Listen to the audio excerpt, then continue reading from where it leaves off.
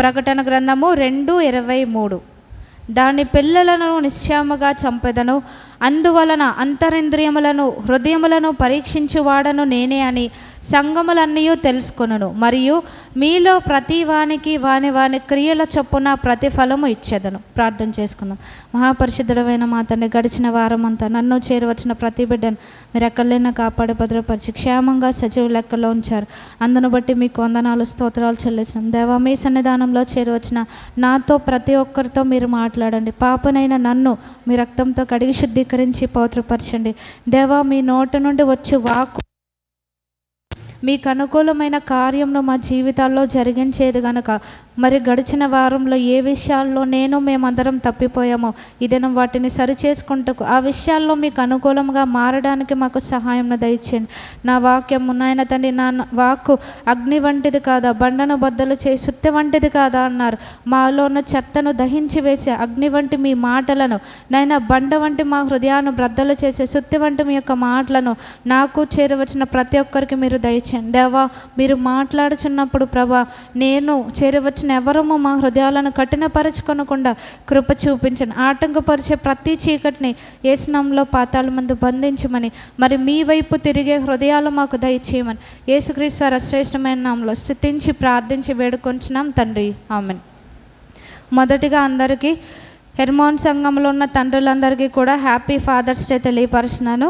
మనం వాక్య భాగంలోనికి వెళ్తే ప్రకటన గ్రంథము 2వ అధ్యాయము. ఇక్కడ మనం చదివేది ఏ సంఘం గురించి మనం ధ్యానించామంటే, కొన్ని వారముల క్రితం తుయతైర సంఘం గురించి మనం ధ్యానించాం. ఈ సంఘాలకన్నీ కూడా హెచ్చరికలు కానీ, ఎంకరేజ్మెంట్, ప్రోత్సాహము కానీ, ఏం చెయ్యాలో, ఏం సరి చేసుకోవాలో, ఏం చెయ్యకూడదో, ఎలా చెయ్యాలో ప్రతీదీ కూడా ఇవన్నీ స్వయాన ఎవరు తెలియపరిచిన మాటలంటే యేసుక్రీస్తు వారు, సంఘమునకు శిరస్సయ్యున్న యేసుక్రీస్తు వారు తెలియపరిచిన విషయాలన్నమాట. అంటే 7 సంఘాలు కూడా, అంటే లోకములో ఉన్న సంఘాలన్నిటిలో కూడా ఈ 7 సంఘాల్లో ఒక సంఘం మాదిరిగా ఉంటాయి. కొన్ని వాటిల్లో అవి ఇవి కూడా కలిపి ఉంటాయి అన్నమాట.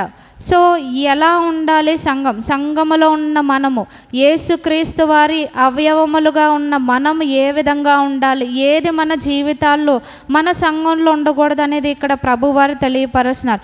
ఆల్రెడీ మనం లాస్ట్ వీక్స్లో మనం దీన్ని ధ్యానించాం.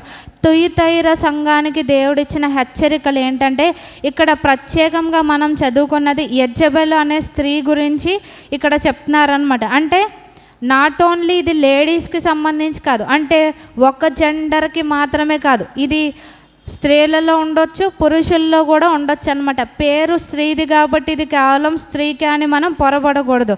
ఇక్కడ ఏం చెప్తున్నారంటే, యెజబెలు లక్షణాలు సంఘంలో ఎవరికి ఉండకూడదు, అలాగే యెజబెలు చేసే బోధలు అనుసరించకూడదు అని ఇక్కడ ప్రభువారు హెచ్చరిక ఇస్తున్నారనమాట. ఏది ఉండకూడదు అనేది ఇక్కడ చెప్తున్నారు. మనం ఒక్కసారి యెజబెలు యొక్క లక్షణాలు మనం చూస్తే కనుక లాస్ట్ వీక్స్లో మనం ధ్యానించుకున్నాం. ఈమె ఏం చేసింది అంటే దేవుని ప్రవక్తలను చంపించినట్టుగా మనం చూసాం. ఇవి మొదటి రాజులు 18-19 నుంచి మనకి చాలా క్లియర్గా ఉంటుందన్నమాట. ఏం చేసింది? దేవుని ప్రజలను, యెహోవా ప్రవక్తలను ఖడ్గము చేత చంపించిందంట. ఈవిడ ఏం ప్రోత్సహించిందంటే బయలుని పూజించడం ప్రోత్సాహపరిచింది. పెళ్లి చేసుకుందేమో ఇశ్రాయేల్ రాజుని, ప్రవేశపెట్టిందేమో బయలు ఆరాధనని ప్రవేశపెట్టిందనమాట. సో ఈమె దీన్ని బట్టి దేవుని ప్రజలకు, దేవుని అభిషక్తులకు ఈమె విరోధి అని దీన్ని బట్టి మనం చెప్పుకోవచ్చు. కొత్త నిబంధన ప్రకారం మనం చూసుకుంటే ఇక్కడ నరహత్య, మర్డర్ని దేంతో పోలుస్తున్నారంటే మత్తయి సువార్త 5వ అధ్యాయం ప్రకారం ప్రభువారు పెట్టిన స్టాండర్డ్ ఏంటంటే నిర్నిమిత్తముగా కోప్పడు ప్రతివాడు. అంటే మనకు కారణం ఉండదన్నమాట. ఎదుటివాడు పైకి వెళ్తున్నాడు, వాడు పైకి వెళ్తున్నాడు అంటే మనకి కోపం వస్తుంది అన్నమాట. అలాగే ఎదుటివారి యొక్క పేరు వస్తుందంటే మనకు కోపం వస్తుంది. ఇది ప్రభువారు పెట్టిన స్టాండర్డ్స్ అన్నమాట. నిర్నిమిత్తముగా తన సహోదరుని మీద కోప్పడేవాడని మత్తయి సువార్త 5వ అధ్యాయంలో ఉంటుంది. ఈవిడ ఏం చేసింది? దేవుని ప్రజలకు వాక్కులు వినిపించే దేవుని అభిషక్తులను ఈమె చంపించినట్టుగా చూస్తున్నాం. రెండోది, ఈమెలో ఉన్న లక్షణం ఏంటి అంటే దేవుని ప్రజలను బెదిరించడం అన్నమాట. ఈ యొక్క హెచ్చరికలు ఎవరికంటే దేవుని నమ్ముకున్న వాళ్ళకి కాదు, ప్రకటన గ్రంథము 2వ అధ్యాయంలో చూస్తే ఇవి ఎవరికి చెప్పేవంటే ప్రతిదీ కూడా సంఘానికి ఇచ్చే హెచ్చరిక అనమాట. ఎవరైతే దేవుణ్ణి అంగీకరించారో విశ్వాసులం అని చెప్పుకుంటున్నారో వాళ్ళకి ఇచ్చే హెచ్చరికలు అనమాట. ఇక్కడ ఈమె ఏం చేసింది, దేవుని యొక్క అభిషక్తుడైన ఏలియా గారిని బెదిరించింది. ఏమంది, కర్మెలు పర్వతం దగ్గరే ఎప్పుడైతే ఆయన బలిపీఠమును బాగు చేసి మరలా తప్పిపోయిన ఇశ్రాయేలు ప్రజలను దేవుని వైపు ఆయన పాయింట్అవుట్ చేశారో ఈమెకి ఏం కోపం వచ్చిందంటే, బయలు ప్రవక్తలను ఏ విధంగా ఏలియా చంపించాడో 24 అవర్స్లో ఏలియాను కూడా చంపేస్తానని ఈమె బెదిరించిందనమాట. సో బెదిరించే లక్షణం, దేవుని ప్రజలను భయపెట్టడం, బెదిరించడం. ఇది అంటే విశ్వాసులు అభిషక్తులు చేయొచ్చు, దేవుని యొక్క ప్రజలను అంటే కాపర్లను బెదిరిస్తారు, కాపర్లు కూడా బెదిరిస్తారనమాట. ఎలాగా, మీరు దశంభాగాలు ఇవ్వకపోతే, పని చేయకపోతే మీ పని మటాష్ అంటారనమాట. అలాగే అది కాపర్లు విశ్వాసులను బెదిరించడం. విశ్వాసులు ఏ విధంగా బెదిరిస్తారు, మీరు మా మాట వినకపోతే మేము రామని. ఇప్పుడు చాలా సంఘాల్లో చూసేదన్నమాట, మాకు అధికారం ఇవ్వకపోతే, మా మాట ప్రకారం మీరు చేయకపోతే అన్నది. ఈ బెదిరించే లక్షణము కూడా ఎవరిదంటే యెజబెల్లోనిది. సో ఏలియా గారిని బెదిరించిందనమాట ఈమె. సో యెజబెల్ లక్షణం మనలో ఉండకూడదని దీన్ని బట్టి ప్రభువారు తెలియపరుస్తున్నారు. 3వ లక్షణం ఏంటంటే, ఈమె ఇన్నోసెంట్ అయిన నాబోతు గారిని కూడా ఏం చేసింది, చంపించింది. దేనికి అక్కడ కారణం ఉందా, లేదు. నాబోతు గారు నిర్దోషి, అతని ఆస్తిని అక్రమంగా లాక్కోవడం కోసం ఏం చేశారు, ఈయన్ని చంపించారనమాట. దేవుని యొక్క ప్రజలని అంటే నిర్దోషంగా ఉన్నవారిని బాధ పెట్టే లక్షణం అనమాట. ఇది కూడా యెజబెల్లో ప్రాముఖ్యమైన లక్షణం. 4వ లక్షణం మనం చూస్తే మ్యానిపులేట్ చేయడం. మనం గడిచిన కొన్ని వారాల్లో విన్నాం, మభ్యపరచడం అనే దాని గురించి వర్తమానం. ఏం చేశాడు, ముసలి ప్రవక్త దైవజెండైన యవన ప్రవక్తను అతను మోసం చేశాడు, మభ్యపరిచాడు. ఏం చెప్పాడు, నువ్వు ఆ స్థలానికి వెళ్ళి తినకు, ఆ వచ్చిన దారిలో రావద్దు అని దేవుడు ఇతనికి ఆజ్ఞాపిస్తే మరలా దేవుడు నాకు కనిపించి నువ్వు మా ఇంటికి వచ్చి భోజనం చేయొచ్చని మభ్యపరిచాడు అనమాట. అంటే మనకి రాని కళలు, దర్శనాలంటూ ఏవేవో అంటే మనకి మనం ఊహించుకొని చెప్పడం, ఎదుటి వారిని పక్కదారి పట్టించడం అనేది యెజబెల్ లక్షణం అన్నమాట. ఇది కూడా సంఘములో ఉండకూడదు, దాన్ని మనం స్పేర్ చేయకూడదని ప్రభువారు తెలియపరుస్తున్నారు. ఇంకొకటి యెజబెల్ లక్షణం ఏంటి అంటే, అబద్ధ సాక్ష్యం పలకడం, నేరములు మోపడం, ఫాల్స్ అక్యూజేషన్స్ అనమాట. నాబోతు గారిని ఏ విధంగా చంపించింది, పనికి మాలిన సాక్షులు అంట. అక్కడ అబద్ధ సాక్ష్యం మోపి నాబోతు గారిని చంపించిందనమాట. సో మన జీవితంలో కూడా ఎదుటి వారి మీద అబద్ధ సాక్ష్యాలు మోపితే మనలో యెజబెల్ ఉన్నట్టు. సో దాన్ని కూడా సంఘములో ఉండనివ్వకూడదని ప్రభువారు తెలియపరుస్తున్నారు. 6వ లక్షణం మనం చూస్తే దేవుని చిత్తాన్ని వ్యతిరేకించడం. ఏ విధంగా యెజబెల్ దేవుని చిత్తాన్ని వ్యతిరేకించిందంటే, మనం 2వ అధ్యాయం 20వ వచనంలో ఆల్రెడీ చదువుకున్నాం. ఏదైతే ప్రభువారు వద్దన్నారో అది సంఘములో ఉన్న పర్వాలేదు అని చెప్పింది. అంటే రాజీ పడే మనస్తత్వం మనలో ఉందా, మనం యెజబెల్ను కలిగి ఉన్నామని. సో ప్రభువారి చిత్తానికి వ్యతిరేకంగా మనం ఏమి చేసినా సరే అది యెజబెల్కు చోటిస్తుంది. అది మన వ్యక్తిగత జీవితంలో ఉండకూడదు.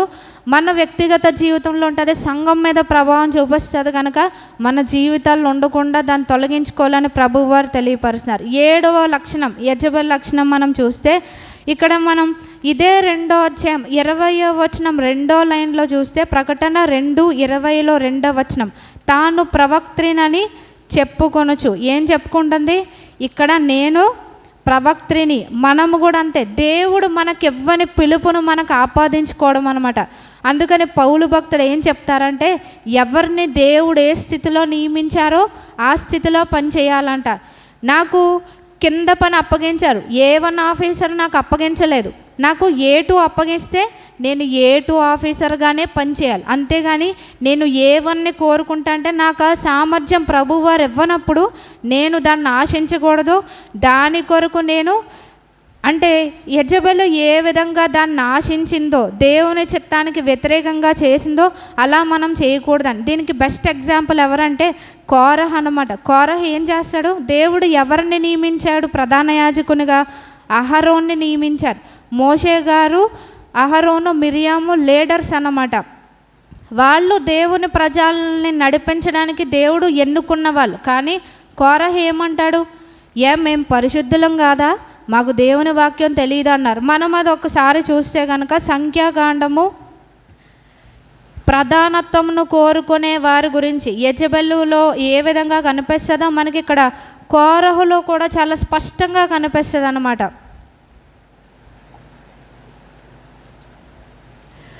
సంఖ్యాకాండము 16వ అధ్యాయము పేజ్ నెంబర్ 124.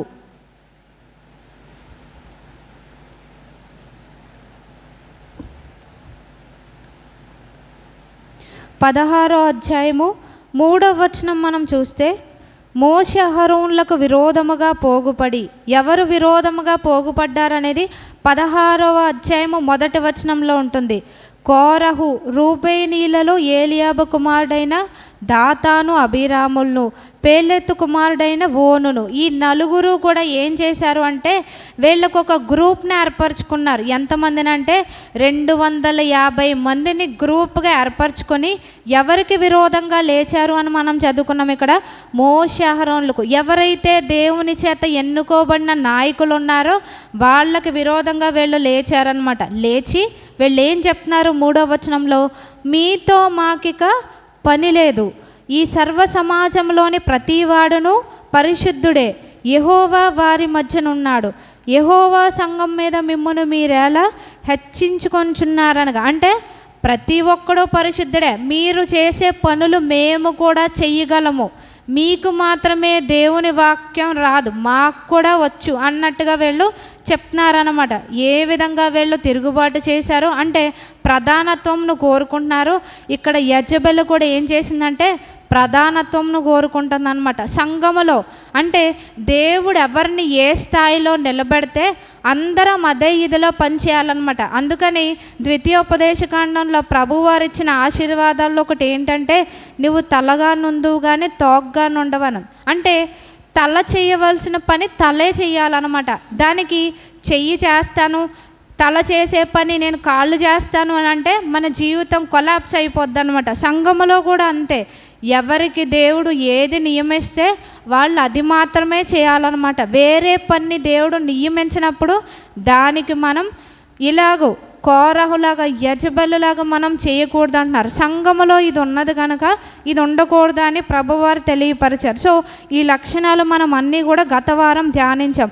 ఈ 23వ వచనంలో ప్రభువారు చెప్పేది ఏంటి అంటే, మనం చదువుకున్నాం, దాని పిల్లలను నిశ్చయముగా చంపెదను. ఆల్రెడీ యెజెబెలుకి మారు మనసు పొందడానికి నేను అవకాశం ఇచ్చాను, కానీ ఆమె మారు మనసు పొందనొల్లదు అని ప్రభువారు చెప్తున్నారు. అంటే మనకిచ్చే అవకాశాలు, మారు మనసు పొందడానికి ప్రభువారు ఇచ్చే అవకాశాలు మనం కోల్పోకూడదని మనకి ప్రభువారు తెలియపరుస్తున్నారు. రీసెంట్గా మరి చూసుంటారు, అసలు వరస్ట్ ప్లేన్ క్రాష్ అని న్యూస్లో ట్రెండ్ అవుతుంది అనమాట. దేని గురించి ట్రెండ్ అవుతుంది?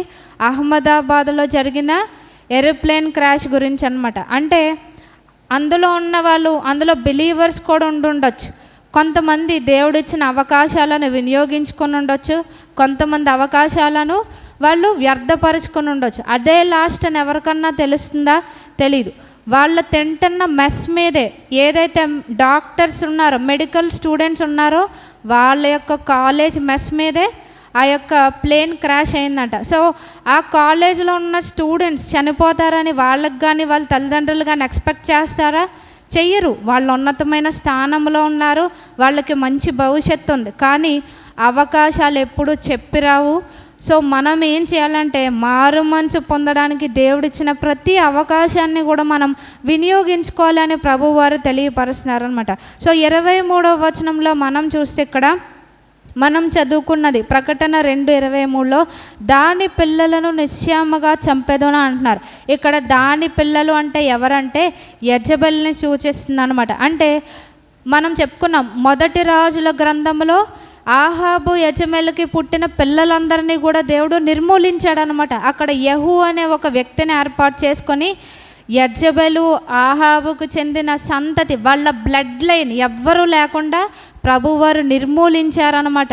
అది 2 రాజులు 9-10 అధ్యాయాల్లో చాలా క్లియర్గా ఉంటుంది. మనం చూస్తే ప్రతి ఒక్కరూ కూడా నిర్మూలించబడ్డారు.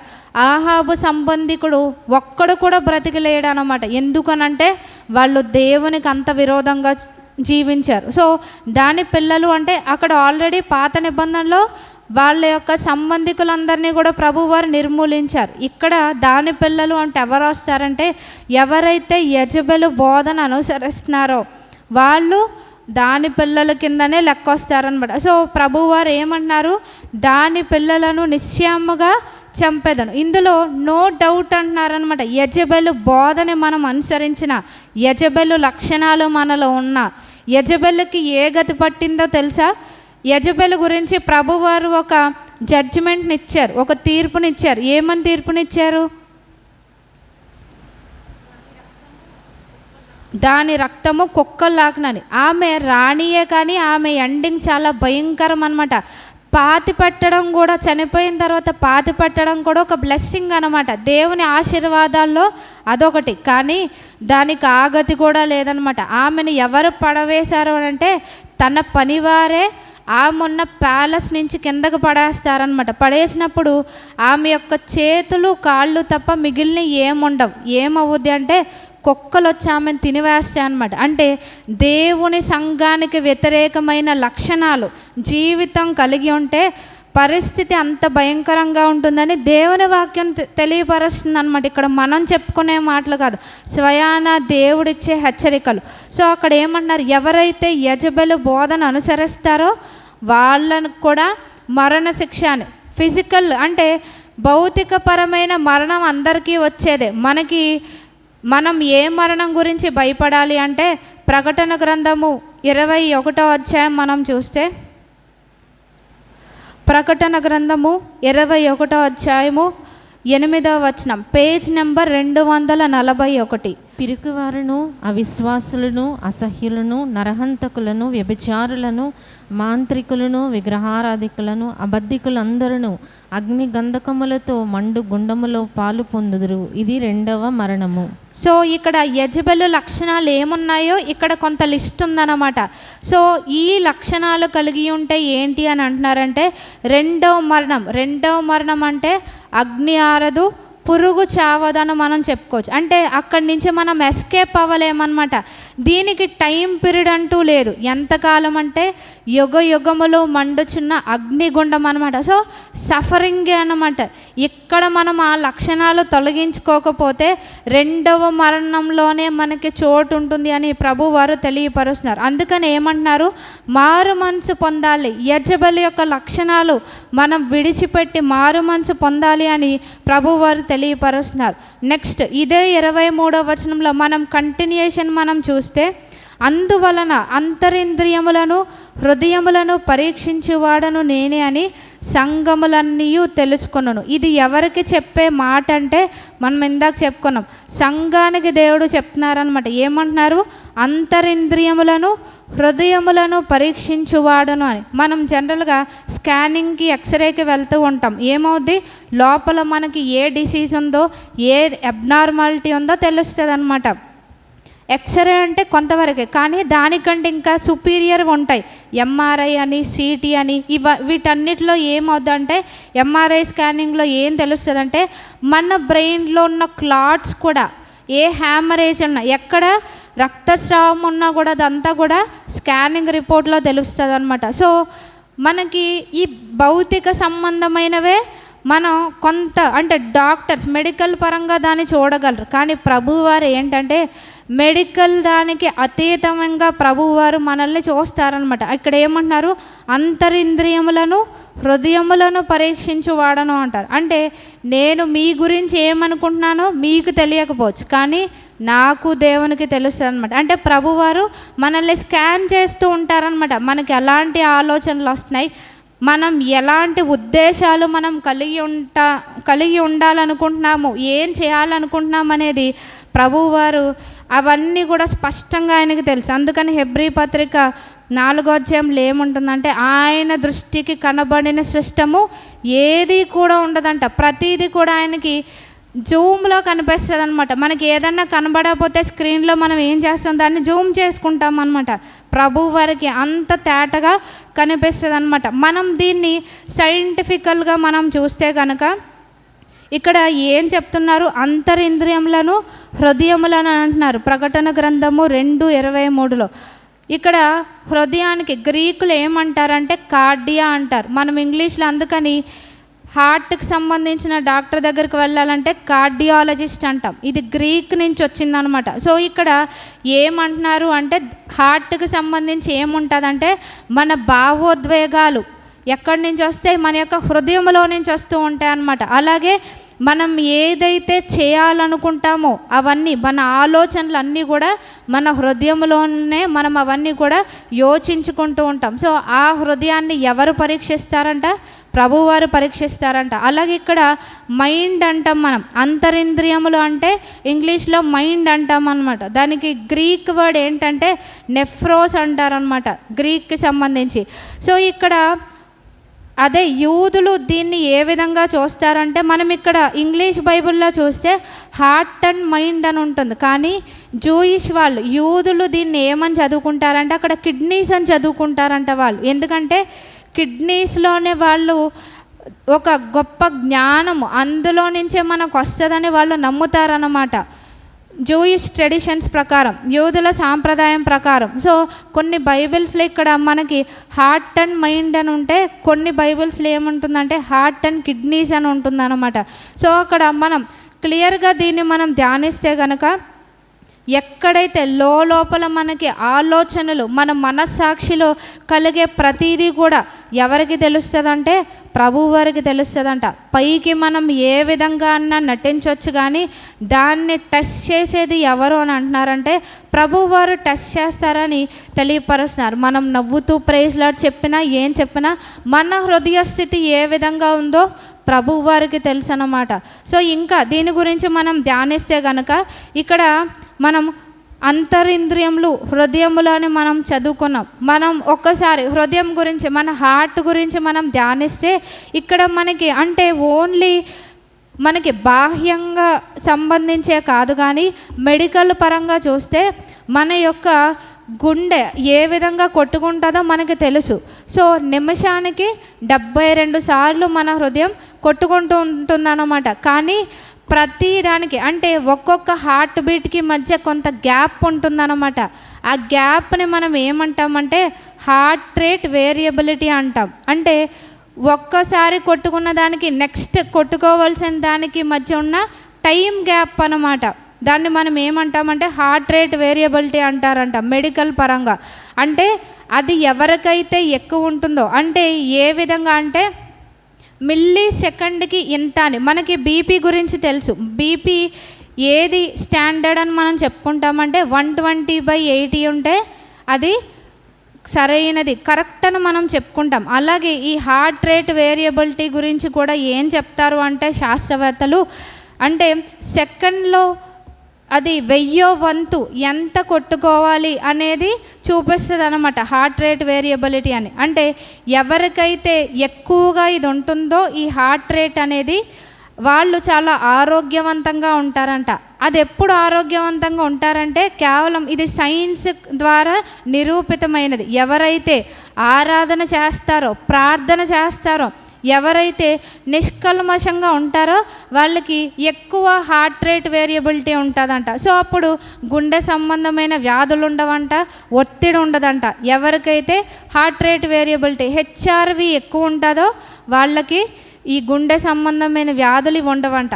ఎప్పుడు ఎక్కువగా ఉంటుందంటే మనం చెప్పుకున్నాం, ప్రార్థన చేసినప్పుడు, ఎప్పుడైతే మనం ఆరాధన చేసినప్పుడు మన యొక్క హెచ్ఆర్వి చాలా ఎక్కువగా ఉంటే చాలా బాగుంటుందంట. అదే తక్కువ ఉంటే కనుక మనకి హార్ట్ ప్రాబ్లమ్స్ ఇవన్నీ వస్తూ ఉంటాయంట. అంటే దేవుని సన్నిధిలో గడపడం వల్ల మనకి ఏమవుద్దంటే మనకి బాహ్య సంబంధమైన ఆరోగ్యం మాత్రమే కాకుండా ఆత్మీయ సంబంధమైన ఆరోగ్యం కూడా మనకి కలుగుతుందన్నమాట. ఎప్పుడైతే దేవుని సన్నిధానంలో మనం మన హృదయాలను కుమ్మరిస్తామో ఏమవుద్దంటే యెజబెలు లక్షణాలు మన హృదయంలో ఉన్నవన్నీ కూడా తొలగిపోతూ ఉంటాయి అన్నమాట. కేవలం మనం ఇక్కడ ఫిజికల్గా మాత్రమే కాదు, ఆరోగ్యపరంగా ఆత్మీయంగా కూడా దేవుని సన్నిధి మనకి ఎంతో అక్కడ ఆరోగ్యాన్ని ఇస్తున్నట్టుగా మనం చూస్తున్నాం. సో ఎప్పుడైతే దేవుని సన్నిధానంలోనికి మనం వస్తామో మన హృదయాలను కుమ్మరించుకోవాలని హన్నా గారి ద్వారా మనకు తెలుసు. ఆమె ఏం చేసింది, దేవుని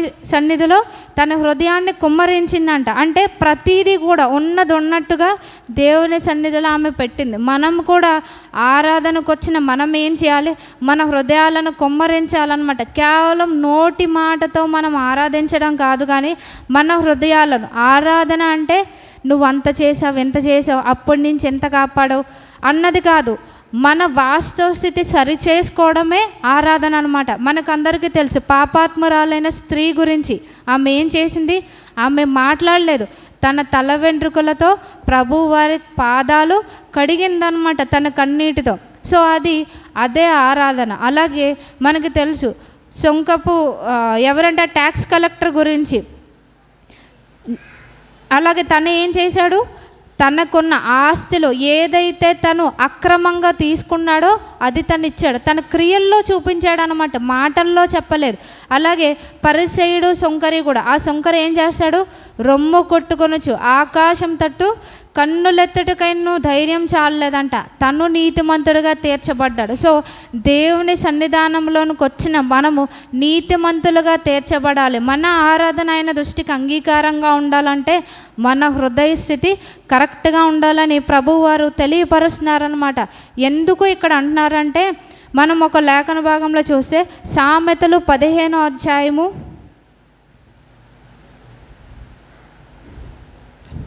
సామెతలు 15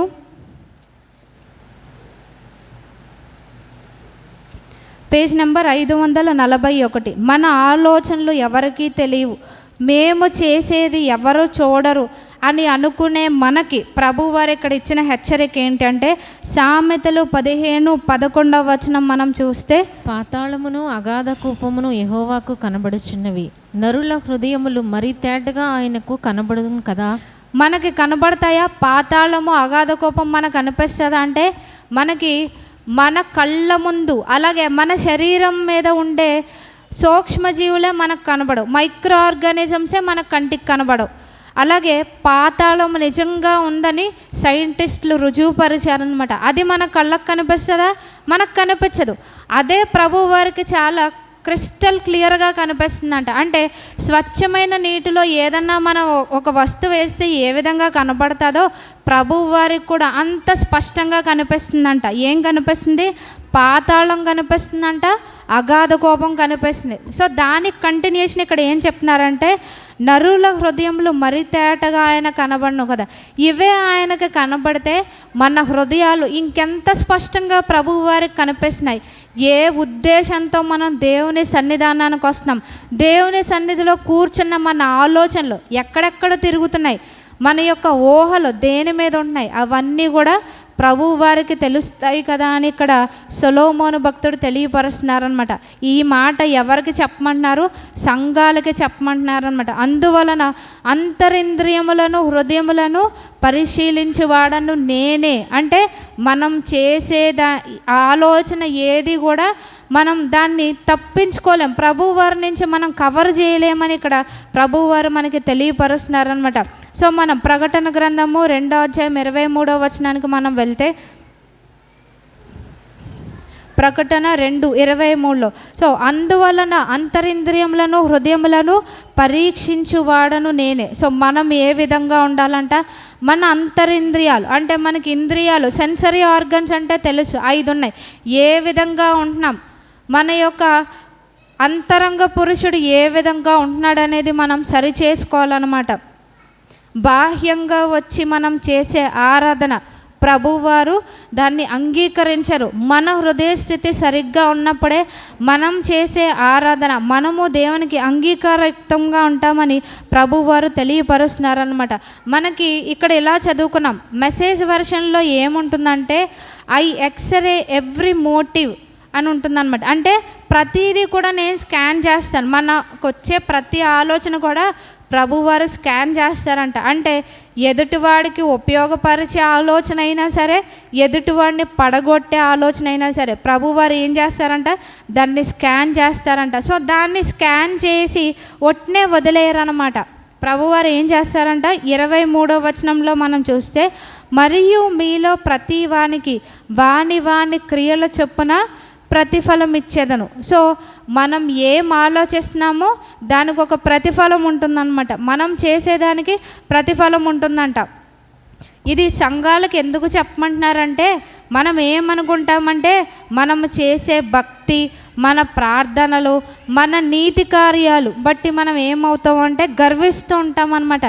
నేనేం ప్రార్థన చేసినా నాకు జవాబు వస్తుంది అంటే ఇంకా నేను ఏం చేసినా చెల్లుబాటు అవుతుందనే ఒక గుడ్డితనంలో మనం వెళ్తూ ఉంటాం అన్నమాట. సో దానికి ప్రభువారు ఇచ్చే జవాబు, ఇక్కడ జవాబు అయినా అనుకోవచ్చు, హెచ్చరిక అయినా అనుకోవచ్చు. ఏమంటున్నారంటే 2 కొరింథీయులకు రాసిన పత్రిక 5వ అధ్యాయము 10వ వచనం, పేజ్ నెంబర్ 161. 2 కొరింథీయులకు రాసిన పత్రిక 5వ అధ్యాయము 10వ వచనం. ఎందుకనగా తాను జరిగించిన క్రియల చొప్పున అవి మంచివైనను సరే చెడ్డవైనను సరే దేహముతో జరిగించిన వాటి ఫలమును ప్రతివాడును పొందునట్లు మనమందరమును క్రీస్తు న్యాయపీఠం ఎదుట ప్రత్యక్షము కావలేను.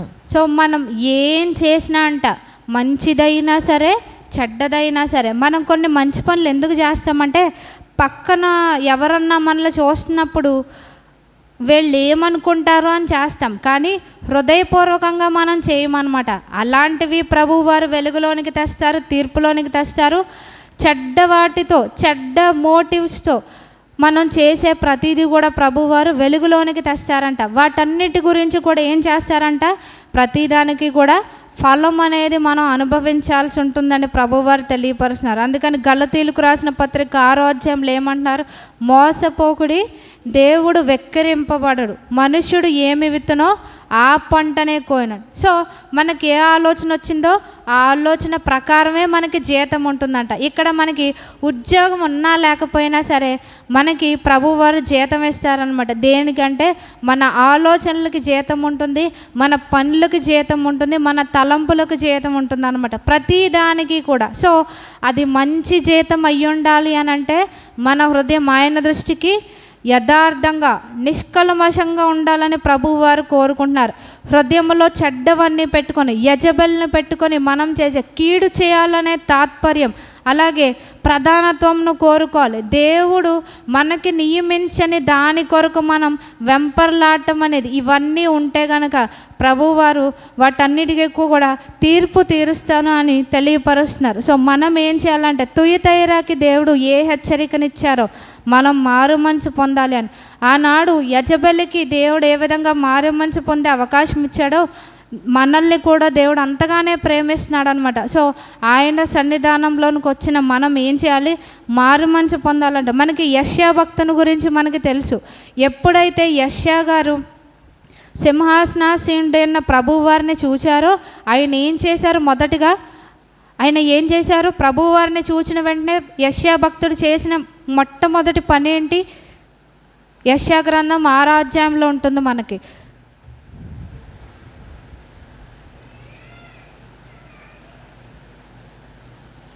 యెషయా గ్రంథము 6వ అధ్యాయం.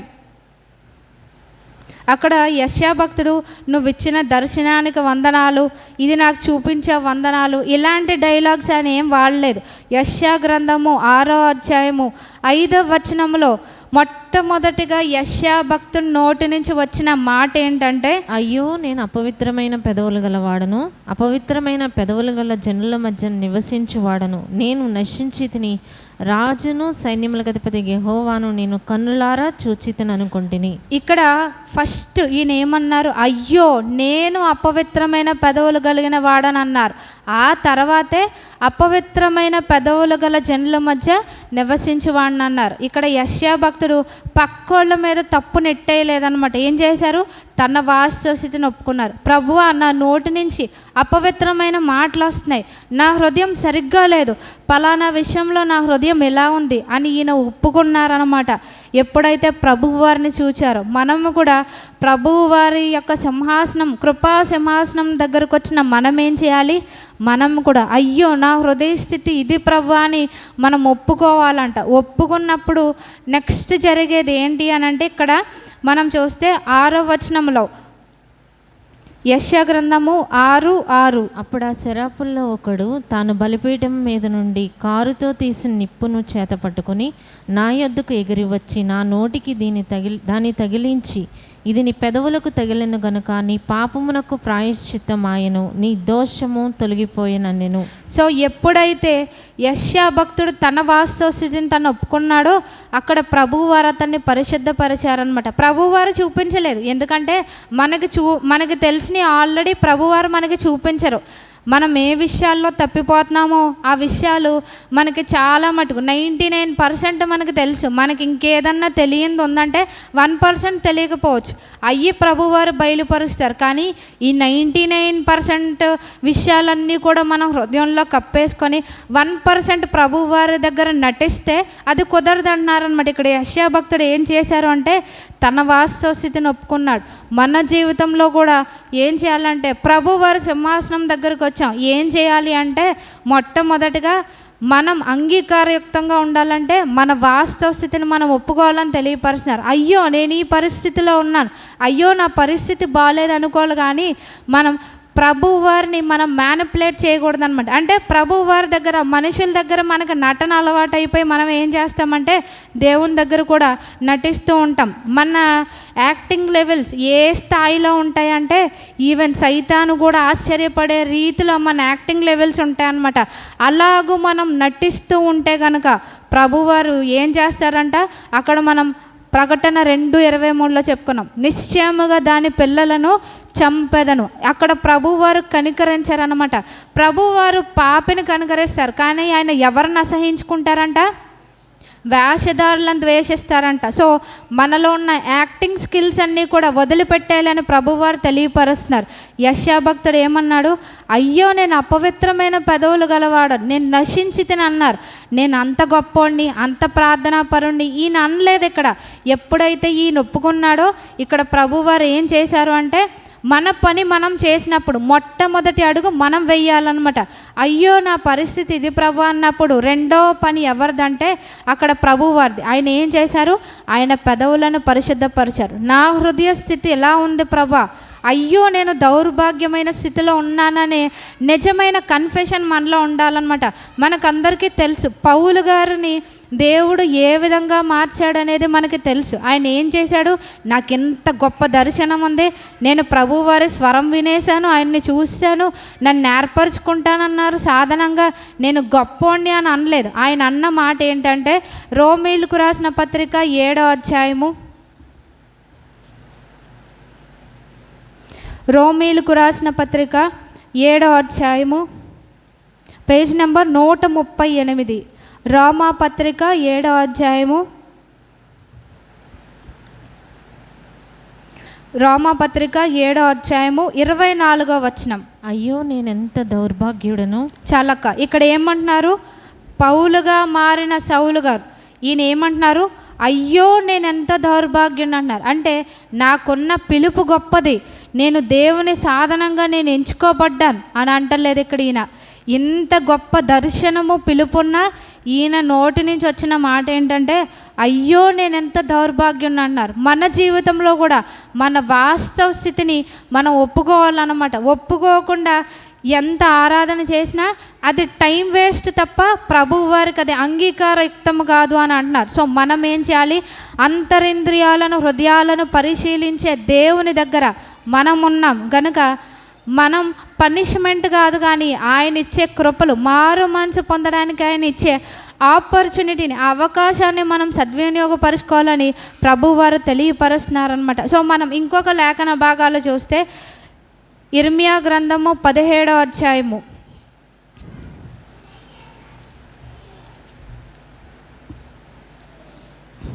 ఇర్మియా గ్రంథము 17వ అధ్యాయము పేజ్ నెంబర్ 642.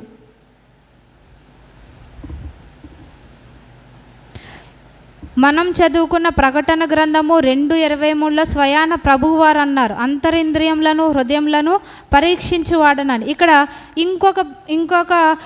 ఇంకొక మాట కూడా స్వయాన ప్రభువారు తెలియపరిచేది. ఇర్మియా గ్రంథము 17వ అధ్యాయము 10వ వచనం మనం చూస్తే, ఒకని ప్రవర్తన బట్టి వాని క్రియల ఫలము చొప్పున ప్రతీకారము చేయుటకు యెహోవాను నేను హృదయమును పరిశోధించువాడను, అంతరింద్రియములను పరీక్షించువాడను. సో ఇక్కడ హృదయమును పరిశోధించువాడను, అంతరింద్రియములను పరీక్షించువాడను అని అంటున్నారు. ఇక్కడ ఎవరు చెప్తున్నారంటే ఇర్మియా గ్రంథము 17:5వ వచనం మొదటి లైన్ చూస్తే, యెహోవా ఇలాగు సెలవిచ్చుచున్నాడు. ఈ మాట పాత నిబంధన నుంచి కంటిన్యూ అవుతూనే ఉంది.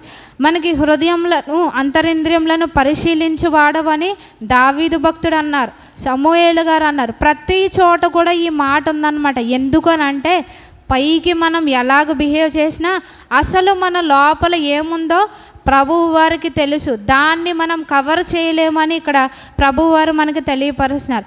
ఎయిర్పోర్ట్లో ఏం జరుగుద్దంటే, మనం ఏ దేశమన్నా వెళ్ళాలనుకున్నా, ఎక్కడికి వెళ్ళాలనుకున్నా మొదటగా అక్కడ ఏం చేస్తారంటే, అక్కడ ఎయిర్పోర్ట్ అథారిటీస్ అఫీషియల్స్ ఏం చేస్తారంటే ప్రతి ఒక్కరిని స్కాన్ చేస్తారన్నమాట. వాళ్ళ స్కానింగ్ ఏ లెవెల్లో ఉంటుందంటే, మనకి ఇంగ్లీష్ ఛానల్స్లో వస్తూ ఉంటాయి అన్నమాట. ఇంటర్నేషనల్ ఎయిర్పోర్ట్స్లో ఏ విధంగా స్కాన్ చేస్తారంటే, ఏదన్నా వస్తువులు స్మగ్లింగ్ చేసి పట్టుకెళ్తున్నారు. కొంతమంది ఏం చేస్తారంటే ఆ దేశం నుంచి ఈ దేశానికి బంగారపు బిస్కెట్లు లేకపోతే డ్రగ్స్ ఇవన్నీ ఏం చేస్తారు, స్మగుల్ చేస్తూ ఉంటారనమాట. అక్రమంగా తరలిస్తూ ఉంటారు. వాళ్ళని పట్టుకోవాలి అంటే కొంతమంది అతి తెలివైన వాళ్ళు ఏం చేస్తారంటే అవన్నీ కూడా మింగేస్తూ ఉంటారనమాట. అవన్నీ మామూలుగా చూస్తే తెలియదు. అందుకని ఎయిర్పోర్ట్లో ఏం చేస్తారంటే స్కానింగ్ చేస్తూ ఉంటారనమాట. సో వాడి పొట్టలో ఉన్నా ఎక్కడ ఉన్నా సరే, అది బంగారమైనా ఏదైనా సరే బయటపడుతుంది అనమాట. అప్పుడు వాళ్ళని తీసుకెళ్ళి జైల్లో పడేస్తారు. అంటే మనుషులకి ఎంత టెక్నాలజీ అంటే ప్రభువారిది ఇంకా ఆయనది సుపీరియర్ టెక్నాలజీ అనమాట. అక్కడ స్మగుల్ చేసే వస్తువులే దాచలేకపోతే మన ఆలోచనలు ఏ విధంగా మనం దాయగలం? మనం సామెతల్లో చెప్పుకున్నాం, పాతాళము అగాధ కోపం ఆయనకి తేటగా కనబడుతుంది, నరుల హృదయం మరి తేటగా కనబడును కదా అని ఇక్కడ ప్రభువారు తెలియపరుస్తున్నారనమాట. సో ఇక్కడ హృదయములను అంతరింద్రియములను పరిశీలించే దేవుడు అని మనం చెప్పుకున్నాం. దానికి ఎగ్జాంపుల్స్ మనం ఎవరిని చెప్పుకోవచ్చు అంటే, కొన్ని ఎగ్జాంపుల్స్ మనం చూస్తే కనుక అహీతోపెలు గురించి చెప్పుకోవచ్చు. అహీతోపెలు ఏం చేస్తాడు, దావీదు బలహీనంగా ఉన్నాడు గనక, అటాక్ చేయడానికి ఇదే సమయం గనక తను ఒక మంచి పథకం రచిస్తాడనమాట. అది దావీదు గారికి తెలియదు. అంటే తను కొంతమంది స్నేహితుల్ని అక్కడికి పంపించి వాళ్ళను గూఢచారులుగా ఎన్నుకొని ఆయన తెలుసుకుంటాడు. అది కూడా దేవుని ద్వారానే. సో అక్కడ ఏం చేస్తాడు, దేవుడు అహీతోపెలు యొక్క ఆలోచన చెడగొట్టినట్టుగా మనం చూస్తాం. ఇది దావీదు గారికి తన స్నేహితులు చెప్పేశారు కాబట్టి ఈ ఎగ్జాంపుల్ మనం కుదరదనుకుంటే, మనకి ఇంకొక ఎగ్జాంపుల్ ఎవరు ఉన్నారంటే హామాన్ ఉన్నాడు అనమాట. హామాన్ ఏం చేస్తాడు, మొర్దెకైని ఉరి తీయించాలనుకుంటాడు. ఆ విషయం మొర్దెకైకి తెలీదు, ఎవరికీ తెలీదు. తనకి తన ఇంటి వాళ్ళకి మాత్రమే తెలుసు. 50 మూరల ఎత్తులో ఒక ఉరి కొయ్యను హామాను సిద్ధపరుస్తాడు. ఎవరి కోసం? మొర్దెకై కోసం. కానీ దేవుడు ఏం చేస్తాడు అని అంటే, హృదయములను అంతరింద్రియములను పరిశీలించే నీతిగల దేవుడు, వాడు తయారు చేయించిన ఉరికొయ్య మీద ఎవరు ఉరి తీయబడ్డారు? మొర్దెకయా, హామానా? హామాను మాత్రమే ఉరి తీయింపబడ్డాడు. అంటే దేవుడు పరిశీలించాడు, ఏం చేశాడు, తన చేసిన ఆ క్రియల ఫలము తన మీదకి వచ్చినట్టుగా చూస్తున్నాం. అలాగే ఇంకొక బెస్ట్ ఎగ్జాంపుల్ మనం చూస్తే 1 రాజులు 14వ అధ్యాయము. మనం చేసే ఆలోచనలు ఎవరికీ తెలియదు కదా అని మనం అనుకుంటే, ఇంకా దానికి ప్రభువారు ఇచ్చే ఇంకొక మాట ఏంటంటే 1 రాజులు 14వ అధ్యాయము.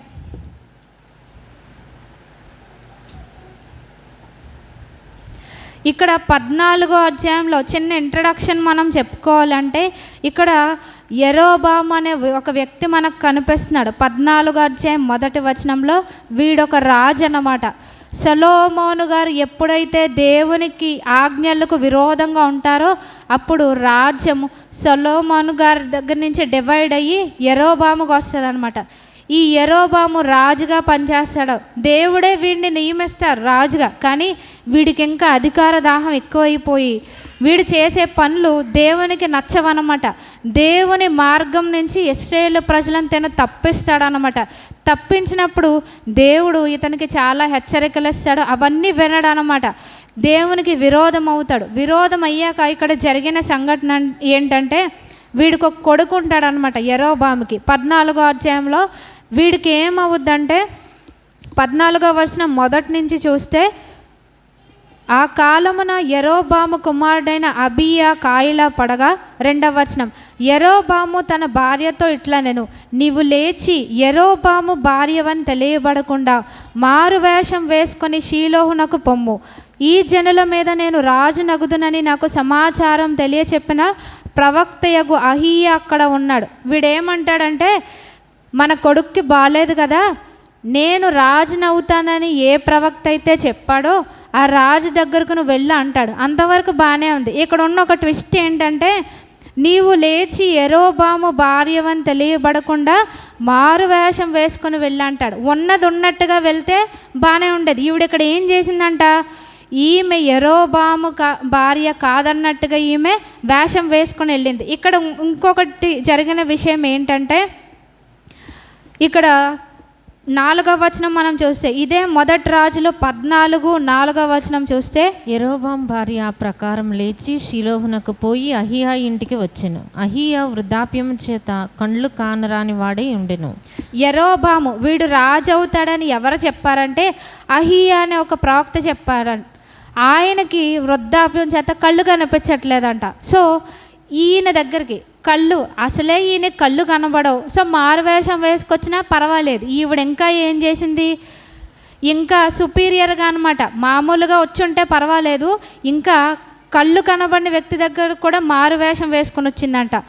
అంటే ఏమనుకుంది, దేవుని ప్రవక్తకి నేను మారువేషం వేసుకుని వస్తే తెలీదు, నేనెవరో తెలీదు, నా గుర్తింపేంటో తెలీదు అని యెరోబాము భార్య అనుకున్నారనమాట. కానీ మనం ట్విస్ట్లు ఇద్దామని అనుకుంటాం, కానీ ప్రభువు వారు ఇచ్చే ట్విస్ట్లు చాలా గొప్పగా ఉంటాయి అన్నమాట. ఇదే మొదటి రాజులు 14వ వచనంలో 5వ వచనంలో చూస్తే, అంతటా యెహోవా అహీయాతో సెలవిచ్చిందేమనగా, యెరోబాము కుమారుడు కాయిలాగా ఉన్నాడు గనుక అతని గూర్చి నీ చేత విచారించుటకై యెరోబాము భార్య వచ్చున్నది, ఆమె మారువేషం వేసుకొని మరి ఒకతైనట్టుగా వచ్చున్నది గనుక నీకు సెలవిచ్చినట్లు నీవు ఆమెతో చెప్పవలెను. ఇక్కడ ప్రభువారు ఈయనకి కళ్ళు కనిపించట్లేదు, అహీయా ప్రవక్త గారికి ప్రభువారు ఏం చెప్పారు, ఒక లేడీ వస్తుంది, ఒక యాక్టర్ వస్తుంది మారువేషం వేసుకొని, ఆమె కాదన్నట్టు మారువేషం వేసుకొని వస్తుంది, ఆమెకు ఏం చెప్పాలో నేను నీకు మాటలు చెప్తానన్నారు.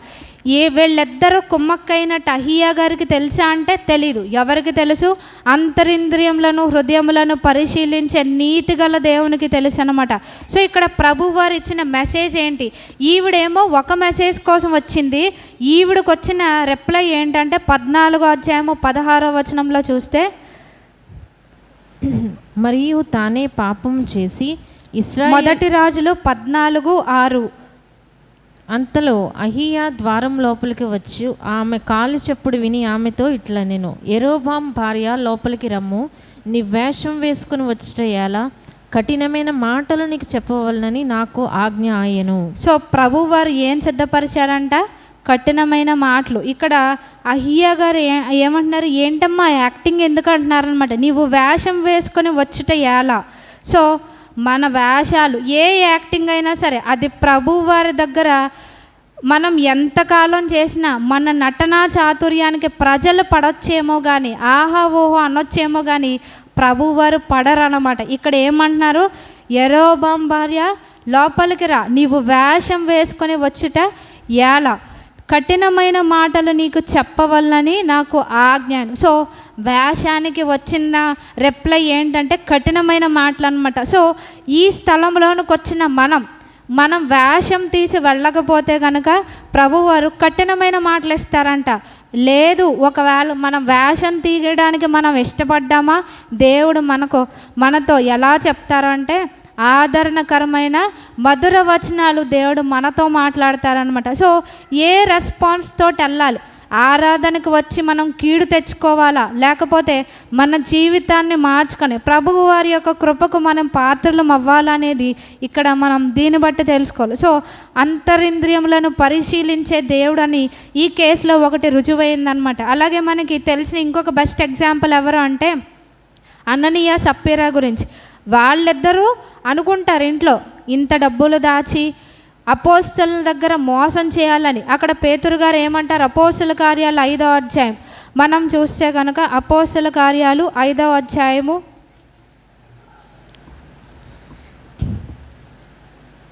అపోస్తల కార్యములు 5వ అధ్యాయము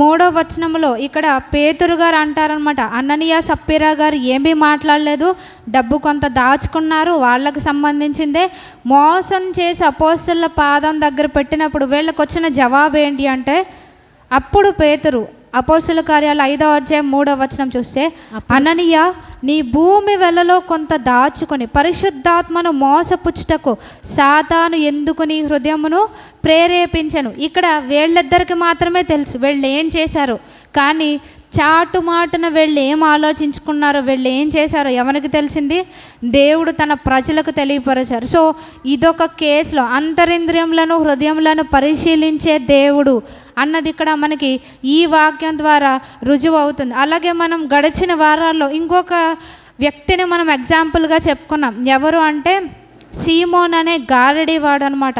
అతను ఏం చేస్తాడు, ఎప్పుడైతే అపోస్తలులు ప్రజల మీద చేతులు ఉంచినప్పుడు పరిశుద్ధాత్మ వస్తుందో తను కావాలనుకుంటాడు పరిశుద్ధాత్మని. ఎందుకనంటే దేవుని చిత్త ప్రకారం జీవించడానికి కాదు, ఇంకా డబ్బు సంపాదించుకోవడానికి, ఇంకా పేరు ప్రఖ్యాతులు సంపాదించుకోవడానికి తను పరిశుద్ధాత్మను కోరుకుంటాడు. అందుకని తనకు వచ్చిన జవాబు అంటే నా ఆలోచన ఏ విధంగా ఉందో వీళ్ళకి తెలియదు అని బహుశా ఈ గారడీ వాడైన సీమోన్ అనుకున్నాడు. కానీ ఇక్కడ జరిగింది ఏంటంటే అపోస్తల కార్యాలు 8వ అధ్యాయం మనం చూస్తే, అపోస్తల కార్యాలు 8వ అధ్యాయం పేజ్ నెంబర్ 110, అపోస్తల కార్యములు 8వ అధ్యాయము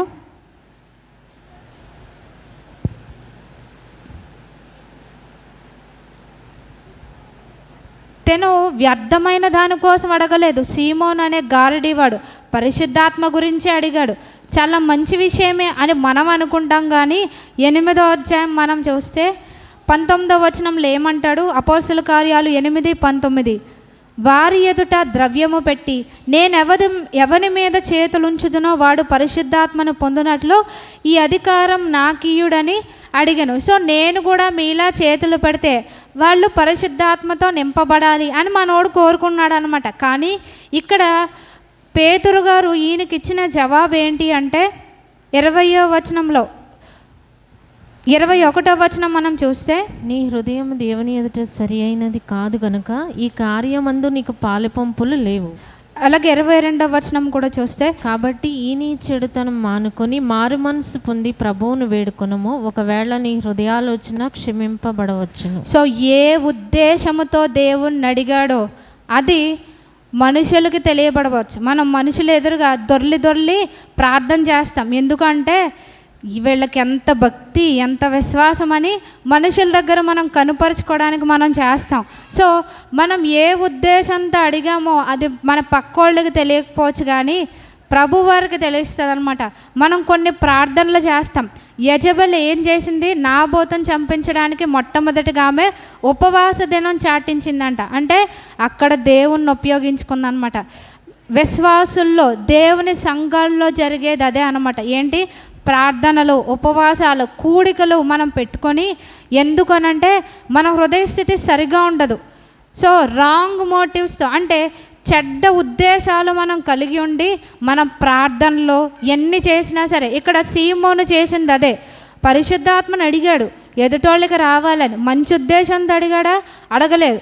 అది చుట్టుపక్కల ఉన్న ప్రజలకు తెలియకపోవచ్చు, కానీ దేవుడు అపోస్తలులకు తెలియపరిచాడు అనమాట. అక్కడ తనకు వచ్చిన హెచ్చరిక ఏంటి, నీ చెడుతనం మానుకొని మారు మనసు నొందు అని అంటున్నారు. నీ హృదయం దేవుని ఎదుట సరిగ్గా లేదు అని అంటున్నారనమాట. సో మనము కూడా హృదయ స్థితి సరిగ్గా లేకుండా చేసే ఆరాధన వల్ల మనకి కీడు నష్టమే తప్ప ఉపయోగం కలుగుదని ప్రభువారు తెలియపరుస్తున్నారు. సో మళ్ళా మనం ప్రకటన 2:23 మనం చూసి ఇక్కడ తుయతైరా సంఘానికి దేవుడు ఇచ్చిన హెచ్చరిక, మనలో యెజబెలు లక్షణాలు ఉండకూడదు, వాటిని మనం చంపివేయాలి అని ప్రభువారు తెలియపరుస్తున్నారు. మన హృదయాలు అంతరింద్రియాలను ఆయన టెస్ట్ చేసేవారు, స్కాన్ చేసేవారు కనుక ఆయన మనల్ని వేలు పెట్టి చూపించి మనకి పనిష్మెంట్ ఇచ్చే వరకు మనం వెయిట్ చేయకుండా, మనం ఎవరమైతే దేవుని సంఘములో మనం అవయవములుగా ఉన్నామో వాళ్ళు అది మనం ఏం చేయాలి అంటే దానిలో ఉన్న ప్రతిదీ కూడా మనం తొలగించుకోవాలి. యెజబెలు లక్షణాలు, ఆ బోధలు మనలో ఉండకుండా మనం తొలగించుకోవాలని ప్రభువారు తెలియపరుస్తున్నారు. తొలగించుకోకపోతే మనం చూసాం, అంతరింద్రియములను హృదయములను పరిశీలించే దేవుడు ఏం చేస్తాడంట, వాని క్రియల చొప్పున ప్రతిఫలం ఇస్తారంట. సో మనం నెక్స్ట్ మినిట్ మనకి ఏ ఆలోచన వస్తుందో, మనం ఏం చేస్తామో అవన్నీ కూడా ప్రభువారికి ముందుగానే తెలుసు. మనం చివరిగా ఒక్క లేఖన భాగాలు మనం చూస్తే కీర్తనలు 139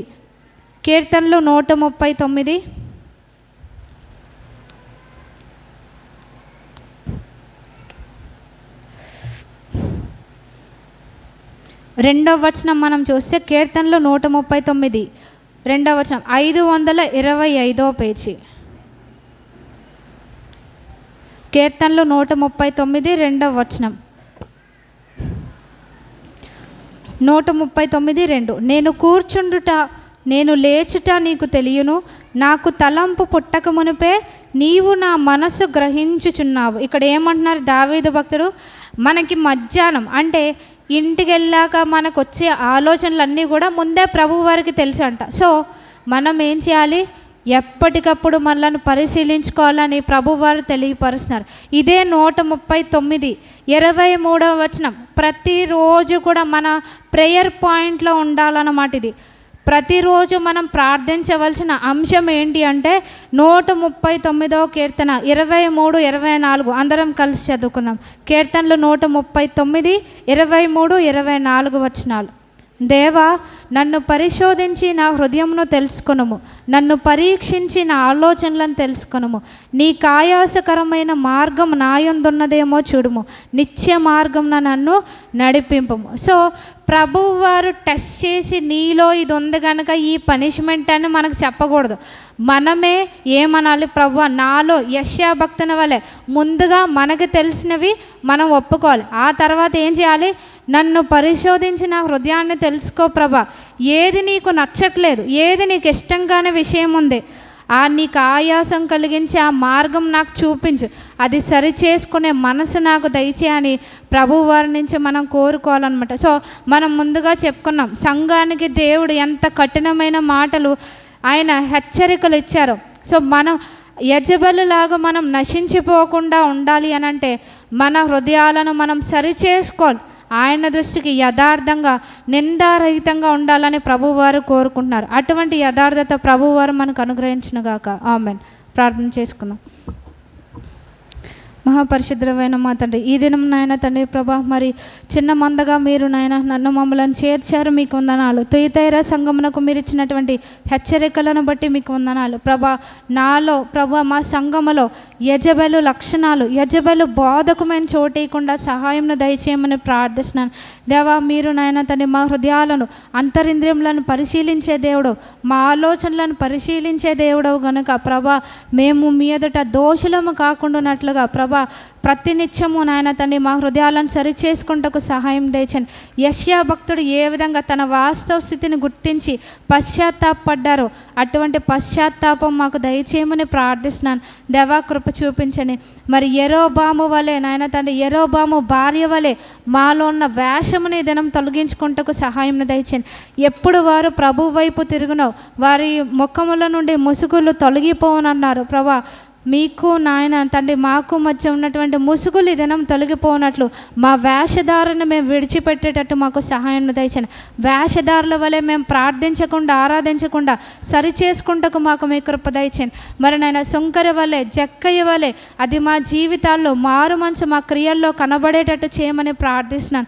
దేవా, మీ కృపా సింహాసనం నందుకు వచ్చిన నేను ప్రతి ఒక్కరము కూడా నాయన తండ్రి పౌలు గారి వలె యెషయా గారి వలె మా దౌర్భాగ్య స్థితిని ఒప్పుకొని విడిచిపెట్టి సరి చేసుకున్నట్లు మీ కృపలో నాకు చేరవచ్చిన ప్రతి ఒక్కరికి మీరు సమృద్ధిగా అనుగ్రహించండి. దేవా, మీరు ఇచ్చే అవకాశాలు మేము కోల్పోకుండా కృప దయచేయమని యేసుక్రీస్తు వారి శ్రేష్టమైన నామములో స్తుతించి ప్రార్థించి వేడుకొంచున్నాం తండ్రి. ఆమేన్.